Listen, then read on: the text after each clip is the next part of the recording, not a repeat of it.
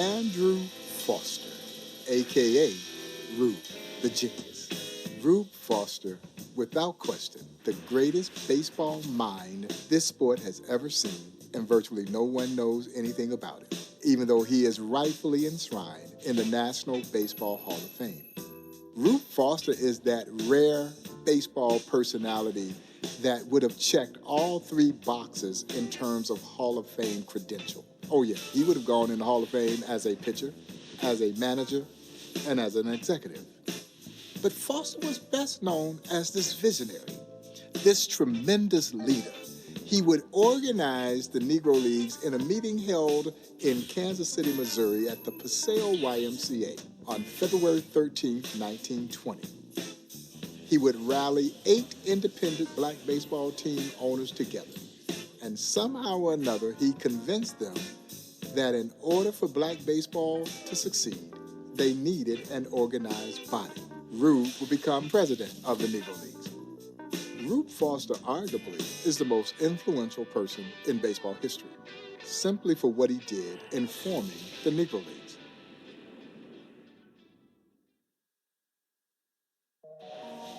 Rube Foster is believed to have created what we now know to be the screwball. Back then it was called a fadeaway, and Rube perfected this pitch. So much so that the great Major League manager, John McGraw, would sneak Rube into his camp so that Rube Foster could teach Christy Mathewson how to throw the screwball. Christy Mathewson threw the pitch all the way into the National Baseball Hall of Fame that he learned from Rube Foster.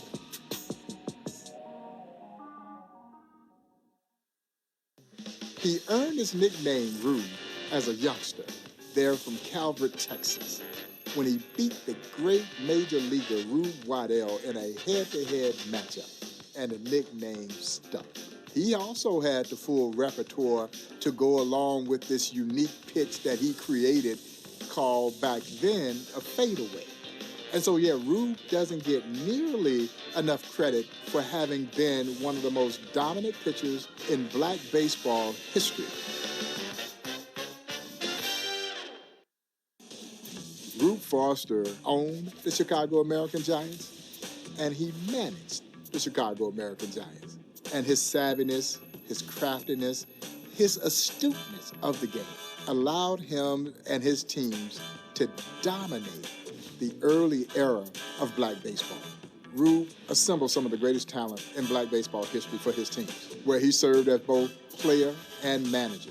He knew great talent. He knew how to go out and recruit great talent and build the kind of chemistry with that great talent of stars, thoroughbreds, who could flat out get the job done.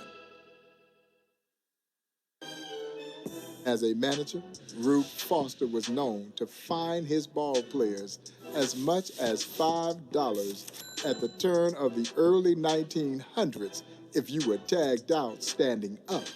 You were supposed to slide. Rube would draw a circle down the first base line and a circle down the third base line. And if every one of his players couldn't drop a bunt inside the circle, Rube would fine them. Oh, you were going to see great baseball. Oh, but yeah, you were going to be thoroughly entertained watching Rube Foster's brand of baseball.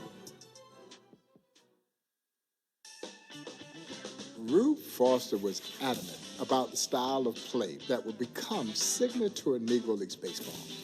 Fast, aggressive, daring. They would bump their way on. They would steal second. They would steal third. And if you weren't too smart, they were stealing home. And this was a brand of baseball that was drawing both black and white fans who were sitting side by side, where during that era of segregation, that was virtually unheard of. Yeah, now Rube was light years ahead of his time. Hey, please like, subscribe, and hit the notification bell. The Negro Leagues were born out of segregation, and there was a simple mindset behind it. You won't let me play with you in the major leagues, then I'll create my own league. And Rube essentially did what others had attempted to do, but they had failed. But Rube had the wherewithal to get it done. and how he convinced those other 8 independent black baseball team owners to come together is a true testament to Rube's ability to sell this vision. And that's exactly what they did, having established the Negro National League, the first successful organized black baseball league. Rube Foster stood there and boldly proclaimed, "We are the ship, all else the sea." He was serving notice to Major League Baseball that a new player had arrived on the scene to be reckoned with. That's why I say that Rube Foster is without question the most influential person in baseball history.